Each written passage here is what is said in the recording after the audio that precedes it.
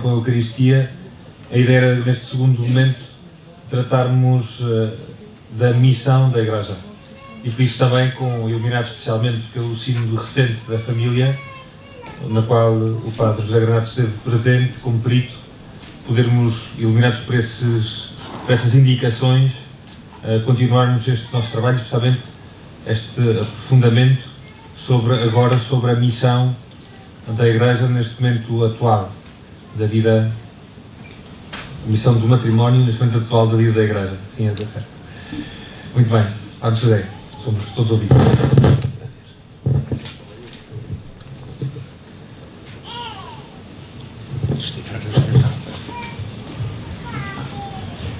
Terminó el sínodo de la familia. Leía estos días un juicio de un padre del sínodo que decía: la prensa se ha concentrado en un punto concreto, doctrinal, y ha querido juzgar todo el sínodo según se decidiera a favor o en contra de esa enseñanza del magisterio. Y luego decía: este modo de ver el sínodo de la familia es tremendamente reductivo y nos impide mirar al todo de lo que ha sido el sínodo, que ha sido mucho más grande. Este padre sinodal era Joseph Ratzinger, y el sínodo de que hablaba era el sínodo de 1980 sobre la familia. Como ven, la historia se repite un poco, ¿no? Él estaba hablando del problema, él hablaba de la prensa alemana sobre todo, y hablaba de Humane Vitae, que era el punto en aquel momento más discutido, ¿no? Se habló también en aquel sínodo de la comunión a los divorciados, pero este ha sido el tema de los divorciados vueltos a unir civilmente, ha sido el tema en que se ha centrado más en este sínodo. Yo no diría, de todas formas, que la culpa es toda de la prensa.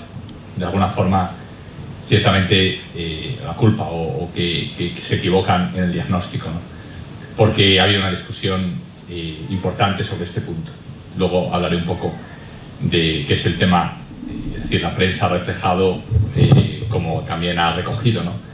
Muchos obispos, cardenales que han dado su opinión sobre este punto ya desde hace 2 años, ¿no? Empezando por el conocido cardenal Casper, que fue el que hizo la propuesta en primer lugar, y luego otros, ¿no? Y ha habido realmente un debate en estos 2 años muy intenso sobre este tema, ¿no? Luego les daré mi opinión de lo que ha sido también la palabra del sínodo, ¿no? A la espera de que el Santo Padre escriba la exhortación apostólica post-sinodal. Pero creo que sí que es cierto que no basta concentrarse en este punto. Me parece que el punto de la comunión a los divorciados es importante. No es importante pastoralmente, porque creo que pastoralmente, quiero decir, no es importante, no es ciertamente el central. Pastoralmente el problema número 1 es que la gente no se quiere casar.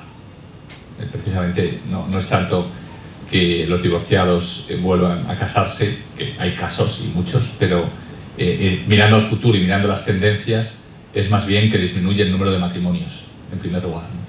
Entonces creo que pastoralmente no es el central, pero me parece que doctrinalmente y como mirada de conjunto a lo que es la pastoral familiar de la Iglesia es un punto importante. Les he hablado antes de la relación entre la Eucaristía y el matrimonio. Creo que toda pregunta, les he hablado como momento surtidor, manantial, de lo que es la pastoral y la vida de la familia, la vocación y misión de la familia. Por tanto, tocar ese punto, es decir, tocar el punto donde la Eucaristía entronca con la familia, con el matrimonio, es ciertamente tocar un elemento de donde surge, de donde nace todo el enfoque de la Iglesia sobre la familia. Por eso ya vemos que no puede ser un punto accesorio, es importante. Pero para entender ese punto hay que situarlo en la visión total, que es lo que ha querido el Papa, del sínodo. Cómo él ha querido mirar a todos estos 2 años de sínodo, como habrán oído, significa etimológicamente caminar juntos. Sin es con en griego, ¿no? Con y odos, camino. Camino común. El sínodo, el Papa lo ha repetido muchas veces, es un camino que hacemos juntos. Creo que lo que sí que podemos decir, y esto hay que repetirlo y proponerlo y no olvidarlo, es que el camino común del sínodo ha concluido en el camino que es la familia para la Iglesia. En el camino común que es la familia para la Iglesia. Es decir, la familia es el camino de la Iglesia. Y eso lo ha confirmado estos 2 años de sínodo. La familia es el camino. Si queremos que la pastoral, si queremos que la nueva evangelización, si queremos que el servicio de la Iglesia a la humanidad dé fruto, sea fecundo, el único lugar es la familia. Podemos sembrar en muchos sitios, pero el sitio donde va a nacer la planta, si queremos que nazca planta, para la Iglesia y para la sociedad, es la familia. Y en este sentido nos tienen que animar profundamente a trabajar de corazón en la pastoral familiar. Puede ser que los esfuerzos sean mucho mayores, pero no importa, porque el fruto será también mucho mayor. De nada sirve trabajar en campos fáciles de arar, fáciles de sembrar, de trabajar, etcétera, que luego sabemos que son estériles. Mientras que aquí tenemos el campo fecundo.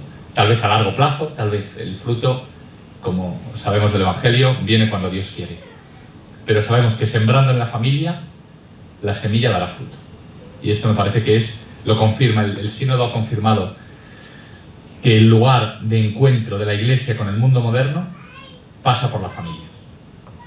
Es decir, es ahí donde se puede generar una visión distinta de hombre, de persona, que responda al individualismo contemporáneo. Y es ahí, en la familia, donde se puede generar la experiencia de la fe, que nos falta. Tenemos el gran riesgo en nuestra sociedad, incluso cuando evangelizamos, incluso cuando proponemos la fe, de proponer una fe que al final se vive en modo emotivo, afectivo, individualista, de alguna forma. La fe que se vive dentro de la conciencia de la persona y que no transforma las relaciones en que vivimos, no transforma la sociedad en que vivimos, no da vida pública y común a lo que la fe revela. Y para impedir eso, precisamente la familia es el lugar. Cuando uno encuentra a Dios en la familia, le encuentra en nuestras relaciones. No lo encuentra en la conciencia subjetiva, individual, aislada del sujeto, sino lo encuentra en el amor que nos une y que da sentido y textura a la vida. Y esto es lo que la familia puede hacer. Presentar un Dios que es el Dios vivo cristiano, que vive dentro de las relaciones. Bueno, esto creo que el sínodo lo ha hecho de 2 formas. Si ustedes leen el documento, verán, en primer lugar, comparando también con el texto base que se llamaba Instrumentum Laboris, que era el texto que se dio a los padres para trabajar. Este es el documento, el Instrumentum Laboris, instrumento de trabajo en latín, y lo que ha salido del sínodo, que es la Relatio Finalis, relación final del sínodo. Es muy interesante compararlos, porque comparándolos vemos lo que los padres han querido corregir, aumentar, quitar del primer documento. Y ya nos encontramos 2 cosas inmediatamente. La primera, donde el Instrumentum Laboris insistía en los problemas de la familia, en las dificultades de la familia, el documento final ha querido empezar agradeciendo a las familias que viven en cristianos su vida familiar. Es decir, reconociendo que la familia no es un ideal abstracto, lejano, que casi ninguno logra vivir y que tal vez lleguemos en algún momento, sino que es vida concreta en la Iglesia. Es lo más originario que hay para la persona, y por mucho que la sociedad combata a la familia, como que la familia tiene un mensaje mucho más privilegiado en el corazón de la persona. Y ha querido decir el sínodo, hay familia cristiana, y queremos dar gracias a las familias cristianas. Es un mensaje en que se habla no solo del deseo de familia, esto es muy importante, ¿no? Porque Todas las encuestas sociológicas en muchos países, cuando se ha preguntado qué es lo que más desea la persona, y especialmente los jóvenes, la familia está entre las cosas más valoradas. Es decir, hay un gran deseo de familia, hay un gran deseo. Y esto es cierto, y podemos empezar por ahí para proponer el Evangelio de la familia. El sínodo ha dicho, además, que no solo hay un deseo de familia, sino que hay un don de la familia. Es decir, que la familia se vive realmente, y que tal vez el ver demasiado las estadísticas y el vivir demasiado con la información de la cultura nos haya hecho perder la esperanza de que hay familias que viven cristianamente y humanamente su vida conyugal y la vida y que empieza por ese testimonio el agradecimiento del sínodo. No solo hay deseo de familia, sino que hay don de familia. Es importante porque si yo parto del deseo de familia, podría acabar en los modelos de familia. Yo deseo familia, pero ¿qué familia deseo? Cuando la gente joven dice que desea familia, ¿qué familia están deseando? Que se puede acabar en modelos de familia. Mientras que si parto del don de familia, es decir, la familia como el primer lugar donde recibo la vida y recibo la humanidad, esa familia es siempre una que tiene una referencia en el hombre y en la mujer, en el padre y en la madre. Es siempre el lugar de lo que yo recibo, no de lo que yo diseño, de lo que yo programo. Por eso partir de la familia como don originario, no como proyecto que el hombre quiere realizar. Y les decía otro elemento que el sínodo ha querido corregir con respecto al instrumentum laboris, es partir del Evangelio. Es decir, y esto se dijo con fuerza en las primeras semanas del sínodo, la Iglesia no parte de un análisis sociológico sobre la familia. Eso tiene que ser, tenemos que verlo, tenemos que acercarnos a ello, tenemos que ser conscientes de las dificultades. Pero nuestra primera palabra es lo que Jesús dice sobre la familia, la buena noticia sobre la familia. No solo lo que dice, sino lo que hace con la familia. Es decir, la fuerza que Él da a la familia. Es lo que han llamado los padres sinodales el Evangelio de la familia. ¿Qué quiere decir el Evangelio de la familia? Hubo una discusión en el sínodo sobre este término, porque no estaba claro lo que quería decir, aparecía muchas veces y aparece en el documento, ¿no? Y se llega a esta conclusión. ¿Qué quiere decir Evangelio de la familia? Pues podría significar, ¿no?, la palabra Evangelio de la familia, lo que el Evangelio dice a la familia, lo que el Evangelio comunica a la familia. Es decir, el Evangelio nos dice cosas sobre la familia, nos anuncia cómo está llamada a ser la familia. Bueno, este es un primer sentido de la fórmula Evangelio de la familia, que es verdadero. Y en este sentido se podría hablar, por ejemplo, del Evangelio del trabajo, del Evangelio del ocio, del Evangelio del turismo también. El Evangelio ayuda a entender, ¿no? Es una expresión pues un poco amplia, diríamos, ¿no? Pero si vemos cómo usa esta expresión San Juan Pablo II y cómo la usa Benedicto XVI, vemos que quieren decir más. Ellos quieren decir no solo que el Evangelio dice cosas sobre la familia, sino que la familia misma es Evangelio, que es una buena noticia para la persona, que es la primera forma que el Evangelio toma en la vida del hombre y de la mujer. La primera forma del Evangelio. El que el matrimonio sea una unión para siempre entre el hombre y la mujer es una buena noticia para los hijos, que podrán construir su amor sobre roca, su vida sobre roca. Pensar que el niño es capaz de confiar en el futuro. La primera percepción para el niño de que el futuro es sólido es la unión de amor de sus padres. Cuando el matrimonio se divide en un divorcio, la primera herida en el corazón del niño es una falta de confianza en el futuro, en que se puede prometer, porque el primer lugar donde él aprende la promesa es el amor que le ha generado, que ha dado la vida al niño, de donde él nace. Es fundamental para el niño. Es una buena noticia para el niño que el matrimonio sea indisoluble. Es una buena noticia para los padres que que su amor dure. Es una buena noticia para el niño que él haya nacido del amor, que es el primer evangelio, podríamos decir. El evangelio, y de hecho, si perdemos la familia, ya no somos capaces de comunicar el evangelio.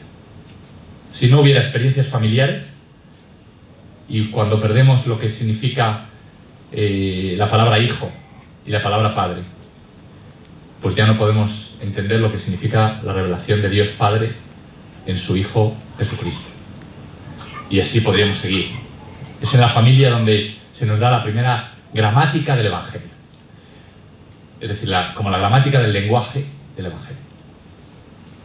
Bueno, este es el primer creo que la fuerza que tiene el sínodo, ¿no? ¿Qué más nos ha dicho el sínodo? ¿No? Les quería comentar otras dos cosas y luego pues ya me callo. La primera parte de lo que quería decirles es los problemas concretos que el sínodo ha debatido. Quería decir algo sobre algunos problemas concretos y alguna luz que el sínodo ha dado.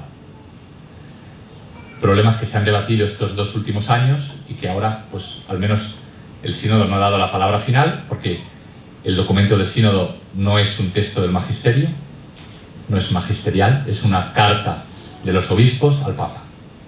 El sínodo no es un órgano de magisterio, es un órgano consultivo del Papa. Entonces el documento final es una carta que los obispos han querido, además, que en el título aparezca, carta dirigida al Papa Francisco.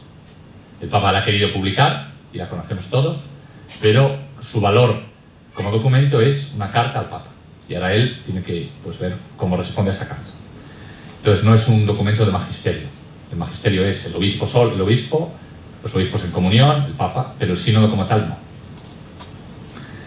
Es un órgano consultivo del Papa, es decir.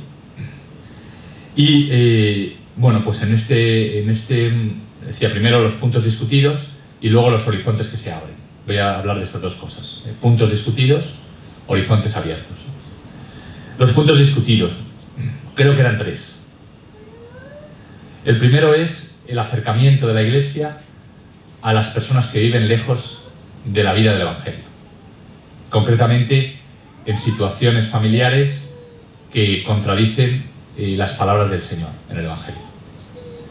Convivencia, se dice así, convivencias, no matrimoniales, ¿no? Uniones de hecho, divorciados que han establecido otra unión civil, matrimonios cristianos que se han unido solo en un matrimonio civil. Convivir pessoas. Cohabitación. Sí. Cohabitación. Eso es. Cohabitación. Sí. Fácil. En español y en italiano dicen que decimos convivencia, convivenza, pero es la misma idea. Es decir, ese es el primer punto discutido. ¿Por qué discutido? Había algunos teólogos, algunas propuestas en el deseo de acompañar a estas personas que viven alejados, justificar la situación en la que viven. Es decir, la Iglesia no puede condenar una cohabitación. Tiene que decir que no es una situación perfecta, pero que está en camino hacia el matrimonio. Y tiene que acompañar a esas personas que imperfectamente intentan ya vivir el modo. Lo que pasa es que les faltan elementos para llegar a la perfección del sacramento. Este sería el planteamiento que en algún momento ha aparecido. En alguno de los documentos intermedios, algunas de las frases pueden dar lugar a esta impresión. Lo mismo habría que decir del matrimonio civil, etc. La Iglesia no debería decir que ahí hay algo negativo, sino ver qué elementos positivos hay y valorarlos. Se llegó a usar una expresión que se usa en teología para hablar de los elementos buenos que hay en la creación y que ya apuntan hacia Jesús, que es la expresión semillas del verbo. ¿Semillas? Sí, semillas del verbo, ¿no? Es decir, en la creación el verbo, Cristo, ha sembrado ya muchas cosas buenas, como el matrimonio natural, por ejemplo, que con el tiempo crecerán y llegarán, nos preparan para el Evangelio de Cristo, que es una gracia mucho mayor. Y se quería usar esta imagen para aplicarla a la cohabitación, a otras formas de unión no matrimonial. El documento final ha eliminado casi completamente este punto de vista, esta perspectiva. Ha eliminado la expresión semillas del verbo aplicada a estas realidades y ha propuesto otro camino de acercamiento. ¿Cuál es el problema? Que estas formas de unión no pueden ser camino hacia el matrimonio. No están en camino. Al revés, como situaciones,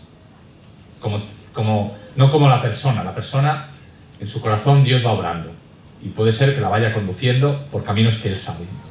Pero la situación como tal, le faltan elementos estructurales, fundamentales, que hacen que nunca, desde sí misma, pueda verse como un camino hacia el matrimonio. Al revés, es un obstáculo. Y la Iglesia, como un buen médico, tiene que reconocer que hay una dificultad, un obstáculo, y decirle al paciente, este modo de vida no te lleva al matrimonio. No te lleva al matrimonio. Te está haciendo más difícil el poder luego establecer un matrimonio. Intentar, siempre, obviamente, con prudencia, con pedagogía, dando a la persona lo que puede entender y tratando de ayudarla, ¿no?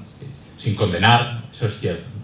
Pero a la vez sabiendo claramente que está viviendo un modo de vida que no es un camino, sino al revés, un obstáculo. Le faltan como un carro, un coche, una máquina, ¿no? que le faltara las ruedas. Pues no puede caminar. Sabemos por los estudios sociológicos, por ejemplo en la Universidad de Denver en Estados Unidos, es un tema que se ha estudiado sociológicamente, cómo las parejas que han estado cohabitando tienen más fragilidad cuando luego llegan al matrimonio. Es un hecho reconocido, ¿no? Luego se explica de distintas formas, ¿no? Algunos en estos estudios de la Universidad de Denver lo estudian diciendo que es en inglés sliding versus deciding. Es decir, cuando uno empieza una cohabitación, toma un compromiso que poco a poco, sin querer, casi le va llevando a un compromiso mayor y acaba casándose, pero sin nunca haber tomado una decisión verdadera. Sliding significa deslizarse, ¿no? Como que en muchos casos, no en todos, pero en muchos casos de cohabitación les ha llevado, y entonces el matrimonio resulta más frágil. Mientras que normalmente, pues en el caso en que no se conviva antes, es más claro que se ha dado una decisión, ¿no?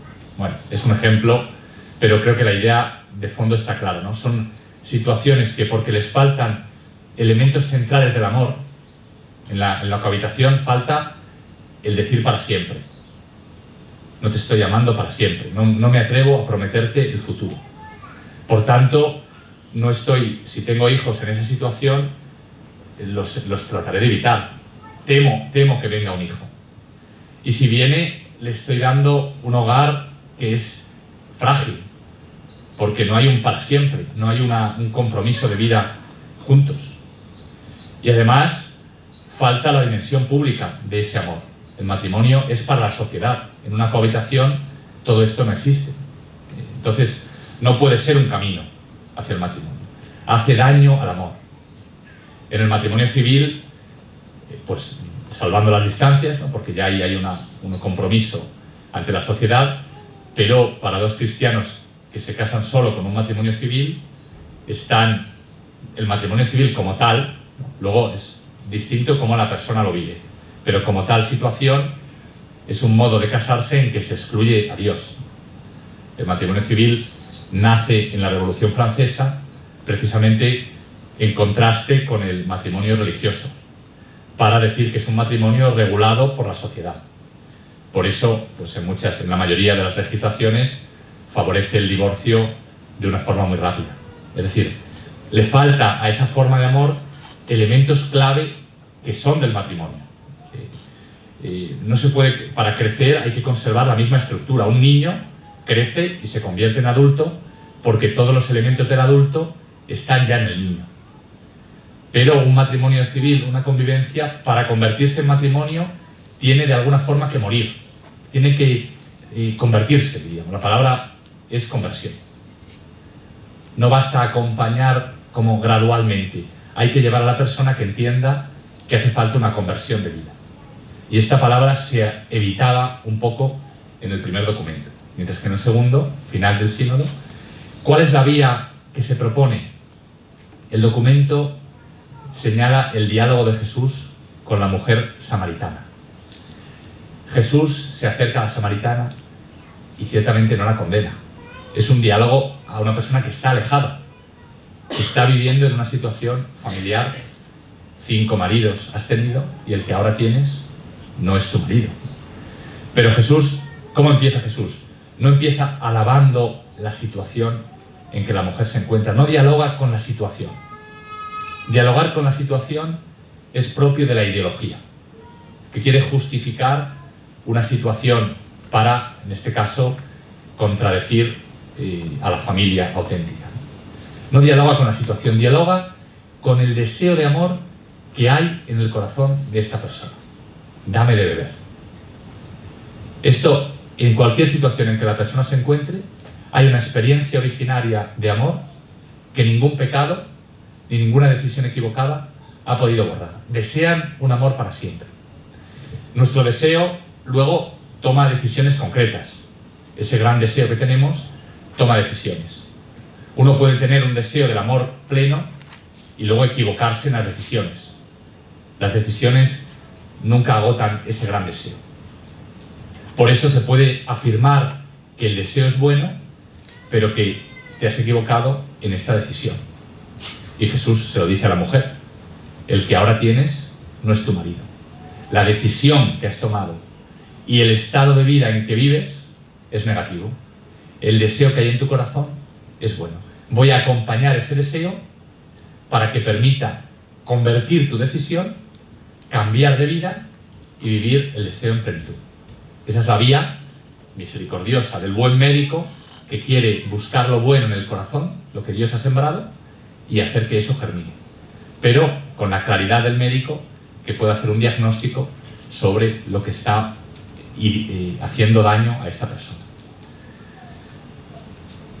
Este es el primer punto en que el documento del sínodo ha arrojado luz. El segundo es la relación entre el amor y la apertura a la vida, la procreación. Es decir, el modo en que ha confirmado Humane Vitae, la encíclica Humane Vitae. Si leen el Instrumentum Laboris, el texto que hablaba de la relación entre el amor y la vida era un poco ambiguo. Decía que los esposos tienen que mirar por un lado a su conciencia y por otro lado a la ley de la Iglesia, que está formulada en Humane Vitae, que dice que en un acto conyugal en el que se excluye voluntariamente la apertura a la vida, es un acto que daña al amor y que es intrínsecamente malo. Humane Vitae 14. El documento anterior al sínodo decía que había que mirar a la conciencia, había que mirar a la ley, que eran como dos polos, y luego había que buscar pues un modo de conciliar la conciencia y la ley. Porque si nos fijamos solo en la ley, nos oprime; si nos fijamos solo en la conciencia, es demasiado subjetivo. Tenemos que ponerlas juntas. Y por tanto, decía, en momentos de dificultad, con la ayuda de un padre espiritual, los esposos encontrarán la solución más humanizante. ¿Por qué era problemático o ambiguo este texto? Porque la ley de la Iglesia, la ley de Dios, que la Iglesia nos recuerda en Humane Vitae, es siempre la ley humanizante. No se puede tomar una decisión contraria a la ley, sobre todo cuando se trata de un acto intrínsecamente malo, que sea humanizante. Es la ley de Dios porque es la ley de la verdad del amor. Separar, es lo que dice la encíclica Humane Vitae, ¿no? Separar intencionadamente, con un acto de los esposos, las dimensiones unitiva y procreativa, daña no solo a la vida, a la transmisión de la vida, a la fecundidad, sino que daña también al amor. Bueno, era un planteamiento que no era adecuado, porque en la visión cristiana, como nos ha enseñado Juan Pablo II en su encíclica Veritatis Splendor, la conciencia y la ley no son dos polos que hay que conciliar. Sería mejor decir, la ley es la luz y la conciencia es el ojo. Esta forma nos ayuda más, el ojo, ¿no? Bueno, la ley es como la luz y la conciencia. Entonces ahí no son dos polos que se podrían oponer, no. Trabajan juntos. La ley es una luz de Dios para el hombre. La conciencia ahora tiene que abrirse a esa luz y es el lugar donde esa luz de Dios yo la puedo recibir, aprender a verla, abrir el ojo, curarlo si está enfermo y de esta forma poder ver. La ley y la conciencia van siempre unidas. El documento final del sínodo, es el número 63 del documento final, si quieren leerlo, cambia precisamente esta visión y reafirma con claridad que la conciencia cumple, precisamente es plenamente humana cuando se abre a la ley de Dios y escucha la ley de Dios. No puede haber un conflicto entre la ley de Dios y la conciencia, porque la ley de Dios es la verdad sobre el hombre y sobre el amor. Entonces, en este sentido, creo que el sínodo ha confirmado de una forma radical la relación, lo que la encíclica profética de Humane Vitae enseñaba. Es una encíclica que, ante el mundo de la revolución sexual, que empezó precisamente separando la sexualidad y la vida, es, podríamos decir, un escándalo para nuestro tiempo. Pero precisamente cuando uno hace el esfuerzo de entenderla y de vivirla, los frutos de bondad, ¿no?, y como ha tratado de explicar Juan Pablo II en sus catequesis sobre el amor humano, son frutos no solo de apertura de la familia a la vida, sino de fortaleza para el amor conyugal. El Papa Francisco más de una vez ha alabado el valor de Pablo VI al declarar esta encíclica que Francisco ha dicho que es una encíclica profética.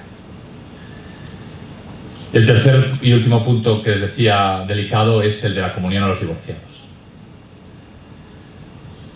Les decía que es delicado, creo que aquí ha habido una coincidencia en el sínodo en querer acercarse a las personas que, habiéndose divorciado, han contraído una nueva unión civil. Quiere acercarse a ellas y ayudarlas para que puedan incorporarse más plenamente a la Iglesia. Les dice que son hijos de Dios, miembros de la Iglesia, que están llamados a participar en su vida, en sus obras de misericordia, en su misión. El problema aquí es precisamente lo que es la plena incorporación en la Iglesia, que es el poder recibir la comunión. La dificultad que señaló San Juan Pablo II en Familiaris Consortio 84 y que ha ido repitiendo el Magisterio hasta el último documento, Sacramentum Caritatis, de Benedicto XVI, número 29, es que la Iglesia no puede, porque es algo que viene de Jesús, no puede establecer una contradicción entre la vida matrimonial en el cuerpo y el recibir el cuerpo de Jesús. Una persona que en su cuerpo contradice directamente la enseñanza de Cristo sobre el matrimonio, porque vive en una relación sexual con alguien que no es su esposo, su esposa, no está preparado para decir amén y recibir la Eucaristía. Porque cuando nosotros decimos amén, es una confesión pública de la fe en la palabra de Jesús. Cuando recibimos el cuerpo de Cristo y decimos amén, no decimos solo creo que este es el cuerpo de Jesús, sino quiero conformar mi vida en el cuerpo, mis relaciones, quiero que esto suceda visiblemente ante la Iglesia, aunque luego me reconozco débil, me reconozco pobre, pero al menos en la visibilidad de mis relaciones, en lo que son mis relaciones concretas, visibles en el cuerpo, quiero que siga la palabra de Jesús. Cuando una persona no puede decir eso porque quiere seguir en una relación contraria a estas palabras, tal vez porque no tiene fuerza, eso ya la Iglesia no quiere condenar, ¿no?, ni juzgar, pero visiblemente, como testimonio de fe, sería lo que Santo Tomás de Aquino llamaba una contradicción en los signos sacramentales. Es una especie de contradicción en la fe. La Iglesia no puede contradecirse en los signos sacramentales, porque sería contradecir su fe. Entonces, por eso, muchos padres, y durante, pues como ha seguido, ¿no?, en la prensa, han dicho repetidas veces que aquí hay un punto que la Iglesia no puede, porque es el lugar donde ella nace. La Iglesia nace de la Eucaristía y de la estructura orgánica de todos los sacramentos. Ella recibe de ahí su ser. No puede negar el lugar que la hace surgir como Iglesia, que viene de Jesús. Bien, el documento no niega esto, no lo niega. Habla de un camino, no habla de la comunión ni de la Eucaristía, no afirma explícitamente la enseñanza de Juan Pablo II, no la cita, pero sí dice que todo el camino, en el número 85 del documento, dice que todo el camino debe suceder según la enseñanza de la Iglesia. Dice, con la ayuda de un sacerdote, bajo la guía del obispo, según la enseñanza de la Iglesia. Esta enseñanza obviamente incluye Familiaris Consortio 84, Sacramentum Caritatis 29, la encíclica de Juan Pablo II, Ecclesia de Eucaristía, la exhortación de Juan Pablo II, Reconciliatio et Penitentia, que son los documentos donde se afirma esto, aparte de otros discursos del Papa, etc. Quiere decir entonces que ha habido en la prensa algunos que han interpretado como que aquí se estuviera dando un cambio, precisamente porque no hay ninguna afirmación explícita que recoja la enseñanza de la Iglesia. Es decir, que al final de este camino, la persona, para poder recibir la Eucaristía, tiene que haber hecho que su vida coincida con las palabras de Jesús. Es decir, en Familiaris Consortio 84, abandonando la nueva unión, o si esto no fuera posible, por razones graves, viviendo en continencia en esa nueva unión. Son palabras que pueden parecer duras, pero también les parecieron duras a los discípulos, las palabras de Jesús, y podemos decir que cuando uno se acerca a Cristo, y por eso es el camino, ¿no?, sin condenar a estas personas, ofrecerles un camino de participación en la Iglesia, que la Eucaristía es el definitivo, pero hay muchos otros pasos que dar antes, y dando pasos, acercándose a Jesús, ser más capaces de entender y de gustar que su yugo es llevadero y su carga es ligera. Esta me parece que es lo que al final el sínodo, si nosotros vemos el texto, el documento, lo que dice es esto.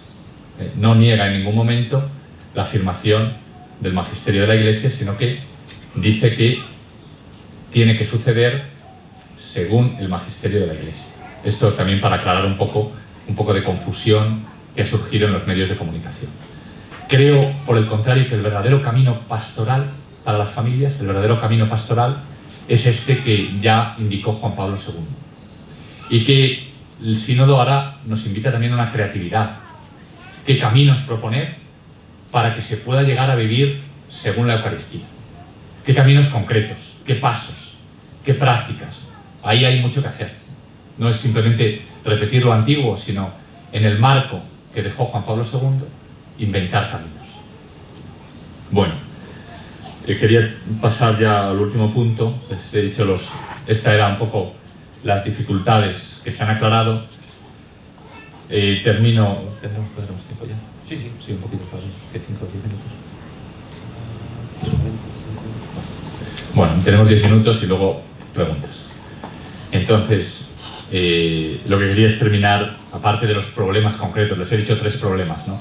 El acercamiento a las personas que viven alejadas, las dificultades con Humanae Vitae y el tema de los divorciados. Eran como los puntos candentes, pero les decía, no podemos juzgar el sínodo por esto. Lo más importante es que han sido 2 años enteros de reflexión de toda la Iglesia sobre la familia y que ahora, como dice el Papa Francisco, no podemos dejar las cosas como están.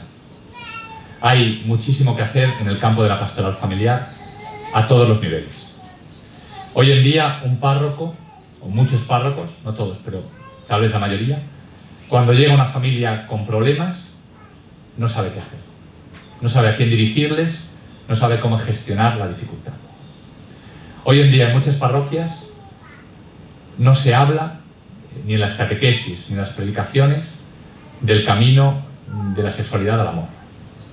De forma que se da la paradoja de que el joven hoy oye hablar de sexualidad en todas partes, porque vivimos en una sociedad pansexual, menos en la Iglesia. Con lo cual saca la conclusión de que la Iglesia no tiene ninguna palabra que decir sobre este campo central de la vida de la persona, que es la educación al amor. Y esto es lo más devastador, un silencio por complejo, por miedo, por pensar que otras veces tal vez hemos hablado demasiado de sexualidad, de forma que se llevan muchos años de silencio en la Iglesia. Les podía preguntar cuándo fue la última vez que su párroco, pero no quiero tampoco entrar en detalles, ¿no? Pero muchas veces es así, ¿no? Que uno oyó hablar de una educación al amor, de una educación afectiva, de temas que tocan la sexualidad en una homilía. Pues muchas veces dices, bueno, yo sinceramente en mi experiencia, pues a veces la gente dice, pues casi nunca, ¿no? Creo que es un campo en que hay que dar confianza al sacerdote, formarle bien, y no solo al sacerdote, sino a las familias que tienen que ser sujetos de la pastoral de la Iglesia. ¿Qué diría para el sínodo, que el sínodo nos ha marcado? En primer lugar, el sínodo ha insistido en la conversión pastoral, y yo la entiendo como conversión a la pastoral familiar. Es decir, que la pastoral familiar sea el centro de toda la pastoral de la Iglesia.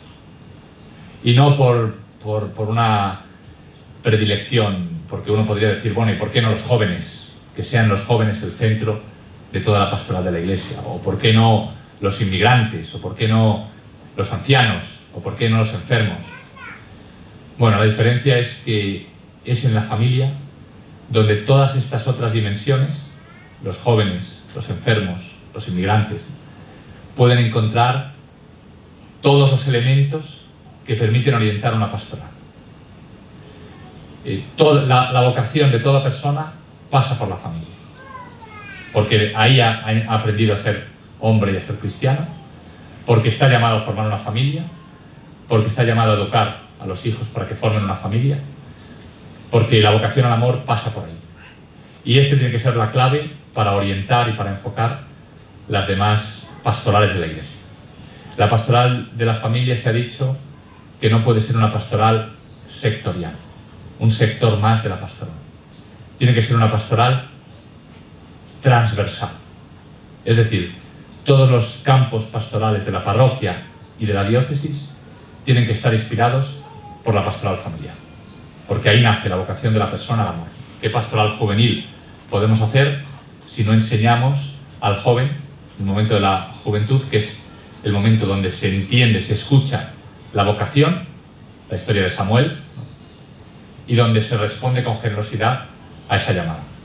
Pero esa vocación es una vocación al amor. Una pastoral juvenil que no sea pastoral familiar es una pastoral de entretenimiento. Aparte de la pastoral familiar, acompañar a las familias. Esa es la otra palabra clave del sínodo. Una conversión pastoral que acompañe a los alejados, que acompañe a los que viven lejos de la Iglesia, ¿no? Acercándose, recordándoles su vocación al amor, que acompañe a los que se preparan al matrimonio, que acompañe a los padres para que sepan educar. Es decir, que recorra todas las etapas de la vida. Y que para esa compañía cuente con que la familia misma es el sujeto de la pastoral familiar. ¿Qué quiere decir? En una sociedad en la que no hay sujeto, es decir, el sujeto se entiende de forma individualista, tenemos que entender que la familia es el lugar donde se genera el sujeto humano y cristiano. Por eso es sujeto, no solamente agente de pastoral. El agente es el que hace cosas, ¿no? el sujeto es el que es. Recuperar que la familia es el primer, y por tanto la primera función de la pastoral familiar es formar personas en Cristo. Es formar personas, formar familias. Bueno, termino, ahora ya sí, indicándoles también la vía de la misericordia. Es decir, el sínodo termina con el jubileo de la misericordia. Hay en el documento del sínodo una indicación sobre la misericordia en el número 41, muy fuerte, en que explica la grandeza de la misericordia cristiana. La misericordia no es solo una compasión por el que sufre, es también, empieza por una compasión, no es solamente una tolerancia que tolera el mal, ¿no? Tú eres malo, pero te tolero, sino que es un amor tan grande que regenera el corazón del hombre. Esa es la misericordia de Dios. Por eso no humilla, la misericordia de Dios no humilla, porque Dios nos regenera el corazón, nos ama porque somos hijos. Entonces, el recuperar, como hace el número 41, esta visión grande de la misericordia, cuya meta última es la conversión de la persona hacia Cristo. Aquí me parece que está, termino con esta frase, ¿no?, que creo que recoge, recordar en todo el jubileo de la misericordia, la familia es la primera misericordia de Dios con el hombre. Esta es creo que sería la frase que nos permite enlazar el sínodo de la familia con el jubileo de la misericordia. La familia es la primera misericordia de Dios con el hombre. Y la Iglesia podrá llevar su tarea de misericordia si reconstruye la familia para el hombre y si ella misma es familia. Si se hace familia, donde aquellos que no tienen hogar puedan encontrar la casa que es la morada de Cristo. Termino y ahora les dejo para preguntas.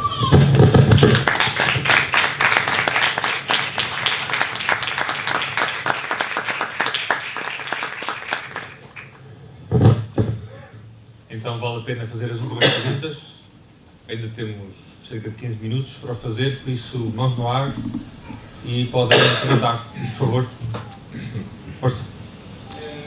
Queria perguntar também um pouco da mesma forma em que houve opções de linguagem novas ou mais específicas. Gostava de saber que tipo de opções ou que novos entendimentos é que terá havido no sino sobre a questão da homossexualidade.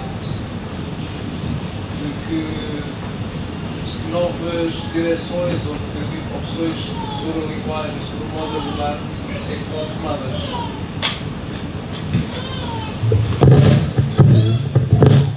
Bueno, el tema del lenguaje es importante, evitar, creo que, bueno, el sínodo sobre la homosexualidad pues tiene un número en que simplemente aclara la doctrina de la Iglesia. El lenguaje es importante en el sentido de que muchas veces la ideología se transmite por un lenguaje y estamos acostumbrados a usar la palabra como orientación sexual, heterosexualidad y homosexualidad como dos opciones. La Iglesia prefiere hablar siempre de personas, la expresión más exacta sería personas con atracción, que tienen atracción hacia personas del mismo sexo, ¿no? Una atracción, no usar el lenguaje de la orientación sexual, ni usar el lenguaje de homosexualidad, heterosexualidad, que implica ya, pensemos que la sexualidad, comentaba con alguno en la comida, la sexualidad, la palabra sexualidad ya incluye la diferencia, porque sec en latín es separar, es secare, separar. Entonces, homosexualidad es una contradicción, está olvidando ya que sexualidad solo hay cuando hay una diferencia, hombre-mujer.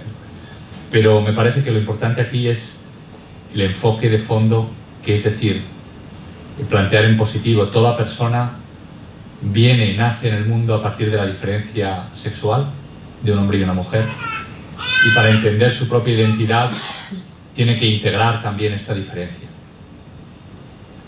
Aquí me parece que hay pues todo el tema de la pastoral con las personas que tienen esta atracción y que vienen a la Iglesia a pedir ayuda, y que normalmente no vienen con una ideología, sino que confiesan un sufrimiento. La ideología elimina el sufrimiento, porque no le interesa y no quiere confesarlo, porque quiere justificar un modo de vida. Es muy distinto cuando la persona viene a pedir ayuda y viene a la iglesia queriendo ser ayudado en una dificultad verdadera, porque entonces confiesa un sufrimiento que es debido a una dificultad de identidad de la persona, de maduración de la identidad personal, que tiene que integrar necesariamente la diferencia sexual. Y aquí creo que si el pastor, ¿no?, y la ayuda de la iglesia, pues puede ser de gran ayuda, hacer un servicio de acompañamiento dentro de lo que es el horizonte cristiano de vida, como hay ya iniciativas en la iglesia que lo intentan y luchan por ello. Entender que es un problema de identidad y luego entender también que lo que es la distinción con el nivel de la discusión sobre las leyes públicas, que en muchos casos provienen de una privatización de la familia. Es decir, ya no entendemos que la familia sea un bien común, sino que es una opción privada.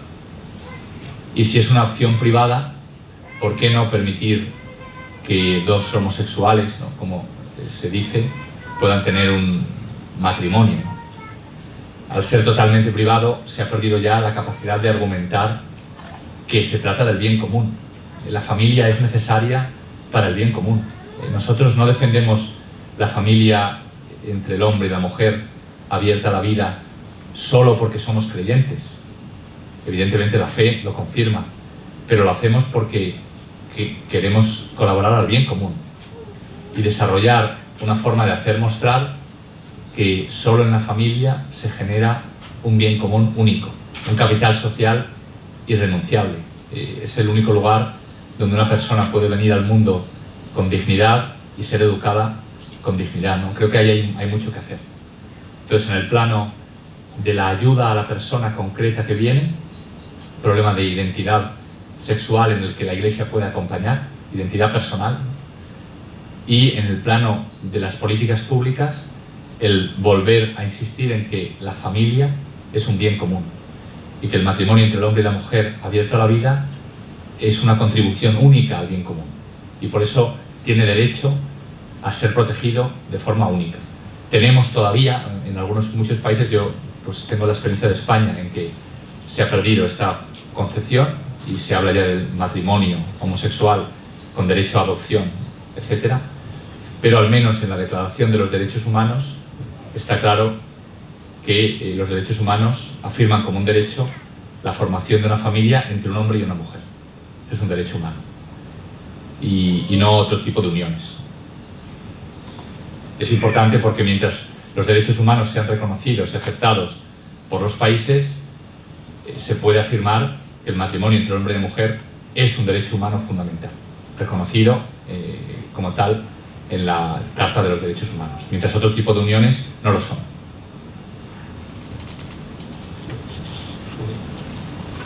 Gracias. Fue fantástica la tarde. Mañana no pude vivir. Há 3 días yo celebré más 20 años de matrimonio con mi mujer. Há muchos años preparamos novios para el casamiento y ahora estamos preparando los niños. La más vieja tiene 18 años, tiene un enamorado. Entonces pienso mucho sobre estos aspectos. Acompañé mucho el sínodo. Sí.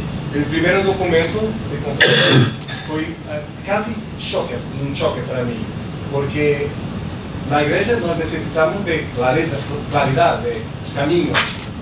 Había tanta ambigüedad que estaba asustado. Y ahora dices que las cosas se han clarificado, pero para mí no en todos los puntos. Y hablaste de un punto para mí que hablo mucho con mi niña más vieja, que es la cuestión de la cohabitación. La experiencia que yo tengo, hablando con tantos novios, es que es una cosa terrible, que se tiene que decir, no es bueno, para. Y en el sínodo hay, no se habla de sementes, no se habla, semillas del no verbo. Se, Se ha quitado esa expresión. Pero yo he leído en inglés, y hay palabras como opportunity, oportunidad. No es una oportunidad para. Y otra palabra que es do not yet, is not yet. Vaya a ser un matrimonio, pero no. Y entonces parece un camino. Yo digo a mi hija Margarita, no es un camino. No es un camino. Por favor, no es un camino. Pero ella dice, padre, en el siglo, ¿no? Se dice eso. ¿Cómo hace? Bueno, muchas gracias. Yo le he dicho que casi todos los elementos de ambigüedad habían desaparecido, ¿no? No han desaparecido todos, por desgracia, ¿no? Si se fija, esos números son los que hubo un número de padres que votó que no. Precisamente porque si uno lo lee, bueno, una oportunidad, ¿qué quiere decir una oportunidad? Puede ser, es un término ambiguo, amplio, ¿no? Ciertamente, lo que yo creo que tiene que ser una voz pastoral tiene que ser clara, ¿no? Y un médico tiene que decir claramente que hay una enfermedad, ¿no? Yo no puedo consolar a un enfermo, aunque haya elementos buenos, ¿no? A un enfermo grave de cáncer o de otra enfermedad grave no le puedo decir tranquilo que tus ojos están muy bien y ves muy bien. No, es un elemento bueno, pero la dinámica del cuerpo está llevándole a empeorar, ¿no? Tengo que darle una medicina, un tratamiento que le cure. Entonces creo que, por desgracia, algún elemento. Lo que yo sí diría es que, comparándolo con el Instrumentum Laboris y sobre todo con el documento intermedio del anterior sínodo, se ve una tendencia a una corrección del punto de vista, ¿no? Y por eso creo que la explicación que les he dado, y sí que se habla ahora de una conversión. Es decir, se dice, no basta un camino, no hay un camino. Hace falta una conversión radical de la estructura. Este no es el lenguaje del amor. Estás hablando, no comunicas amor. Eso es bien. Creo que, ya les decía, no es un documento magisterial, es una carta al Papa, y por tanto es lo primero que creo que hay que decir. Que hay estas ambigüedades, han quedado ahí. También creo que el modo en que un documento se hace, cuando las ambigüedades están en el documento inicial, es normal que queden. Por eso creo que mirando cómo el proceso se ha dado y cómo hay una corrección del punto de vista, nos puede decir hacia dónde quería ir el sínodo, ¿no? Creo que las ambigüedades principales, que eran esta expresión semillas del verbo, era la ambigüedad principal, y otras más fuertes que había en el Instrumentum Laboris, han desaparecido. Y que se ha indicado, en general, un camino distinto. Pero entiendo que, como se ha visto en la prensa, el documento presenta ambigüedad ahí, y en el tema de la comunión, les decía, al no afirmar exactamente, pues deja también que haya habido interpretaciones de algunos padres sinodales y de muchos medios de comunicación. En Italia, pues los titulares de todos los periódicos eran «La Iglesia concede la comunión a los divorciados». Era en Italia, ¿no? Entonces, evidentemente, no corresponde al texto del sínodo. No corresponde a lo que el sínodo ha querido. Pero obviamente, al no afirmarse claramente, será no. Pero yo creo que la interpretación es la que puede más ayudar a entender este texto, ¿no? La que he intentado darles. Mas esta interpretación y las palabras que fueron aprobadas, el discernimiento, verificar cada uno, esas son las palabras más polémicas, artículo 84, 85 y 86, número. Esas palabras, un número muy grande de obispos en el mundo y de cardenales, dicen que eso permite que se da de comunión a los divorciados y casados. Efectivamente. Dicen abiertamente y los practican. Sí. Y parece que hoy la iglesia no es más católica. Católica significa universal. Basta ver la iglesia en Alemania y en la Polonia, en la misma frontera. Sí. Una es muy diferente de otra. No somos a camino de un cisma, padre. Yo les diría, o sea, lo que he intentado es decir, el texto lo que dice, nuestra única interpretación es al final las palabras, ¿no? Entiendo que haya una ambigüedad, que sean posibles otras lecturas, pero creo que con el texto en la mano, con un método católico de interpretación de un texto que tiene que seguir el magisterio anterior, esta es la conclusión. Obviamente, la misma expresión caso a caso puede interpretarse bien. Es decir, claro que vamos caso a caso, ¿no? Pero esto no quita que el paso final tenga, también Juan Pablo II dice hablar caso a caso, porque el camino para llegar a poder recibir la Eucaristía, es decir, a poder vivir en la nueva unión en continencia, será caso a caso. Pero el criterio es uno.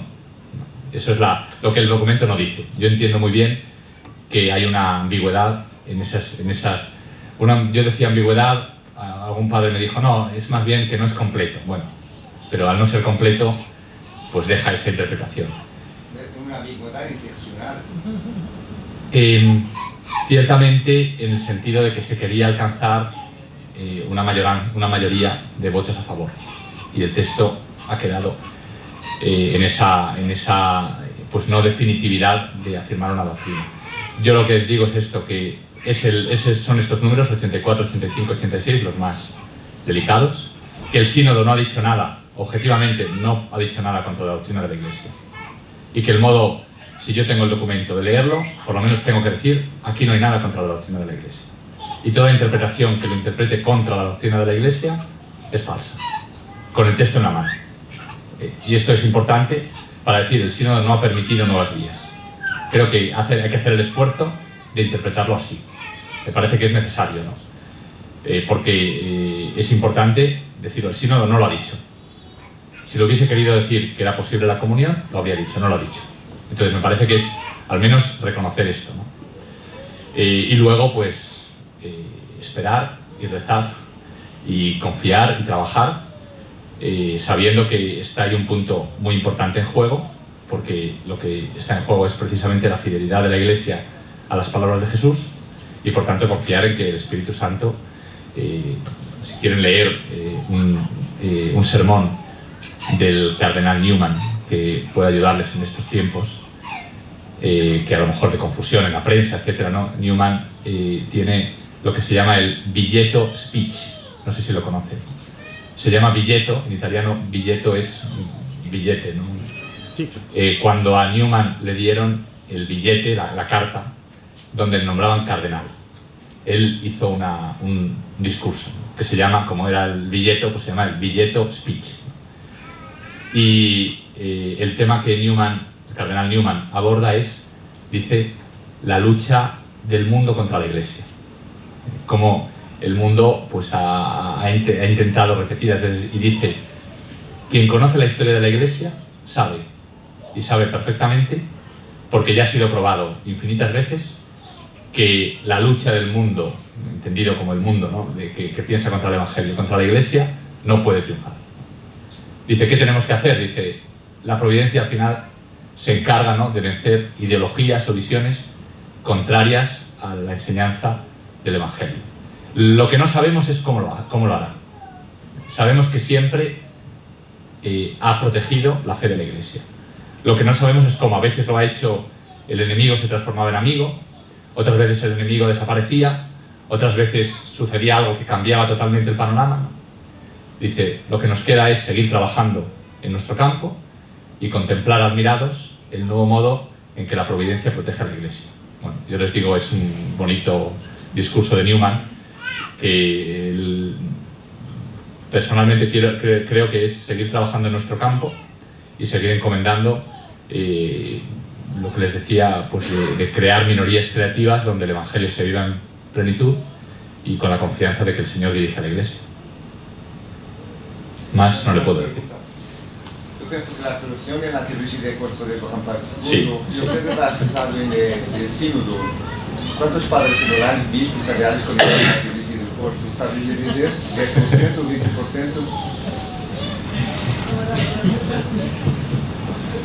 No ha entendido.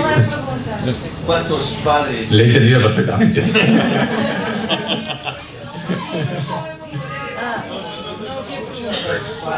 ¿Cuántos padres sinodales cardeales que ya se dirigen al cuerpo del sínodo? Yo le diría que tal vez más de lo que parece. Más de lo que parece. Más de lo que se puede luego... es decir, ciertamente hace falta. Diría demasiado pocos para lo que tendría que ser. Pero también más de lo que podríamos pensar, en el sentido de que muchos de los obispos que estaban allí venían con una gran preocupación por la pastoral familiar concreta y trabajaban en la pastoral familiar de sus diócesis y hablaban de la teología del cuerpo y la valoraban. Pero ciertamente hace falta un esfuerzo evangelizador muy grande. Más no le puedo decir. Gostaria de saber que será o próximo passo. Agora se espera documento magistral da Papa, não? Sim. Em relação à apostólica. Para quando será isso? Bueno, ahora se espera un texto del Papa. Normalmente el Papa toma tiempo. En el caso de Familiares Consortio tardó más o menos un año. Eso es lo que podíamos esperar. Si sale antes, pues podría salir antes. No sabemos cómo va a ser. Ya les digo que por eso me parecía importante, tenemos que dar una interpretación del sínodo, del texto del sínodo, que siga la hermenéutica de la continuidad, porque es la única hermenéutica católica. Ya lo dijo Benedicto XVI, no hay una hermenéutica de ruptura. El modo correcto de interpretarlo es ese. Y tenemos que insistir en que no hay ningún elemento explícito contrario a ninguna doctrina de la Iglesia. Y ahora el Papa es este texto el que ha recibido. Y él tendrá luego que prepararlo, pues consultando con las personas necesarias y preparar ese documento.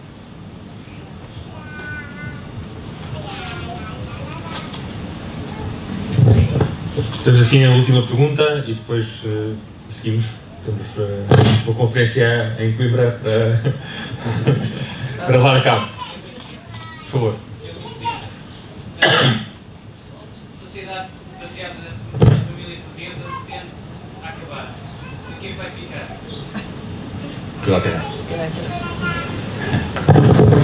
Ayer, cuando en la charla que estaba, les daba lo que me parece que es la solución a estos problemas, a esta dificultad.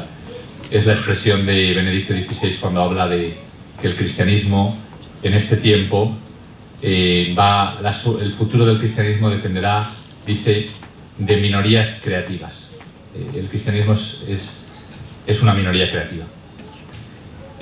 Lo fue así también desde el principio y creo que lo ha sido en la historia y que ahora es lo que nos toca, es decir, yo les diría construir arca de Noé, pequeñas arcas de Noé, donde están las semillas del futuro, como en el arca de Noé, que tenía preparado para repoblar el mundo, y en esas arcas de Noé que sean arcas de humanidad, lugares donde se cultive una humanidad plena y donde se cultive un cristianismo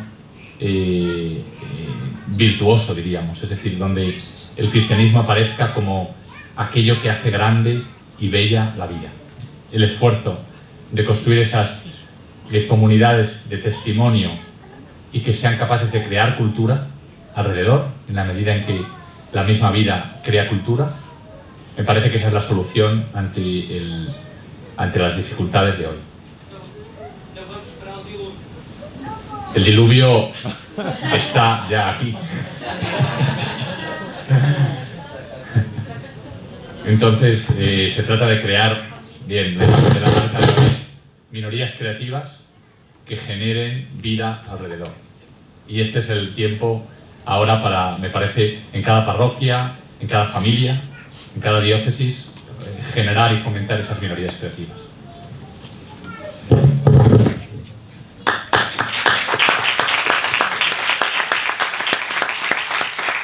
Agradecemos muito ao Padre José Granados ter vindo a Portugal e ter estado connosco aqui em Lisboa, quer ontem à noite numa sessão no Colégio de São Tomás, quer hoje neste dia de formação.